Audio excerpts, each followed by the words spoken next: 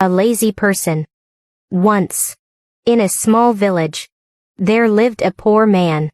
He did nothing all day. He lived on the alms the villagers gave him every day. One day, as usual, he set out to beg for alms. Today he was very lucky, because one generous lady gave him a large measure of flour. Oh, what good luck! I will not have to beg for alms for a long time, thought the himself. When he came back, he put the flour on the ground. Then he lay on the bed and began to think. I will save this flour until there is a famine. Then I will sell it at a very good price. With that, I will buy a pair of goats. Very soon, I will have a large flock of goats. I will make more money, and get married to a beautiful woman. Then we will have a little son. I will be a proud father. Thinking about it, he fell asleep. When he was sleeping, it started raining heavily. Rainwater flowed in from the hole in his roof. The flour got all wet in the rainwater. When he woke up, he found that all the flour was wet. He began to regret not hiding the flour. But it was too late. His dream shattered. Fisherman and little fish. There once was a fisherman who lived in a little house by the ocean. He fished every day to feed his family. One day, he caught nothing except one small fish. This isn't much, thought the fisherman.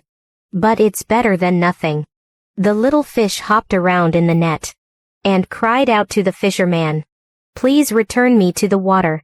He said, I'm too small to be a good dinner. Someday, I'll be big and fat. You could catch me then, and feed your family for a week. The fisherman listened as the fish spoke. He knew his family would love a big fat fish. But he also knew that the ocean was very big. If he threw the fish back, he would never find it again. Little fish, he said, I would be a fool to put you back. You'll only be a small meal for my family. But at least they will have food. I cannot feed them with silly dreams. This story told us, appreciate the small things that you have. Don't give them up to chase impossible things. The boss is the biggest. There was a guy who went into a shop to buy a parrot. There were 3 parrots in the shop. One was $500. Another won $3,000. And the third won $10,000. The customer asked the owner, how come this guy is $500? That's so expensive for this kind of parrot. The owner said, because I have trained him and he can talk. So the customer asked him, how about this guy? What can he do that makes him so expensive? The owner said, apart from talking, he can also do some amusing actions, like dancing and so on. That's why he's so expensive. Then the customer said, how about the third one? What can he do that makes him so expensive?